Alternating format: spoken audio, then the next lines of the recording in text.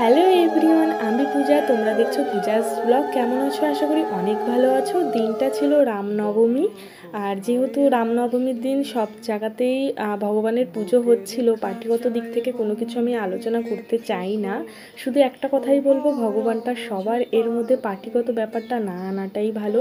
যাই হোক, যথারীতি আমি সেদিন চৌবেড়িয়াতেই ছিলাম, আর সেখানে যেহেতু পুজো হচ্ছিল আমি গেছিলাম সেখানে। বেশ ভালো লেগেছে। আর মানে মানে মুখের দিকে তাকিয়ে থাকার মতন অবস্থা ভগবানগুলোর। তো যাই হোক, এখান থেকে বেশ কিছুক্ষণ সময় কাটিয়ে, প্রচণ্ড পরিমাণে গরম ছিল, বাইরে একদমই থাকা যাচ্ছিল না। ওখানে খাওয়া দাওয়ার আয়োজন করা হয়েছিল, সেখানেই আমরা খাওয়া দাওয়া করেছিলাম আর কি। আমি, নাড়ু বাবা, বোন এসেছিলাম। আর এখান থেকে খাওয়া দাওয়া করে দেন আমরা বাড়ির দিকে রওনা দেবো। দেখো কত মানে গার্ড নিয়ে এসেছিলেন তিনি, আর দেবাশিস এসেছিলেন এখানে। আমরা এখানে একটুখানি সময় কাটিয়ে খাওয়া দাওয়ার থেকে ওখান থেকে ঘোরাফেরা করে চলে গেছি। এত গরম, আর ওখানে দিয়েছিল ফ্রাইড রাইস আর আলুর দম। তো গরমের মধ্যে তেমনভাবে কিছু খাওয়া দাওয়া করতেই পারিনি। আর বাড়ি চলে এসেছি, যেহেতু আমরা সবেমাত্র গিয়ে পৌঁছেছি, তারপরেই ওখানে আসা হয়েছে। একদমই ভালো লাগছিল না গরমের মধ্যে, আমাদের অবস্থা তো খারাপ। যাই হোক, ওখানে ওই যে পুজোর শেষে যেই যজ্ঞ করা হয়েছিল, সেই যজ্ঞর কালি নিয়ে আর আমি একটু দই কিনেছিলাম, নিয়ে এখন বাড়ির পথে যাচ্ছি। আর বাড়ি এসে এখন আমি আর বোন দুজনে মিলে করব স্নান। আর দেখছো আমাদের মাথার কপালে যে টিকাটা ওখান থেকেই লাগিয়ে দিয়েছিল আর কি, পুজো শেষ হবার পরে। যাই হোক, বাপিকে ঘুম পাড়িয়ে আমরা স্নান টান করে দেখো রাস্তায় বেরিয়েছি, আর দেখছি এখানে মিছিল বের হয়েছে।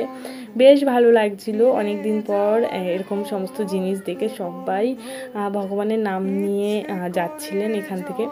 তো যাই হোক, এখান থেকে সন্ধেবেলার দিকে চলে এসেছি। আর দেখতে পাচ্ছি ওই যে প্যান্ডেল, আমাদের ওখানে হচ্ছিল অন্নপূর্ণা পুজো। বাপিকে রেডি করিয়ে দিয়েছি, বাপি এখন তার ছোটো মিমির সঙ্গে যাচ্ছে ওখানে। আমার শরীরটা ভীষণই খারাপ হয়ে গেছিলো একটু ওই সন্ধেবেলার দিক থেকে, তার জন্য আমার আর যাওয়া হয়নি।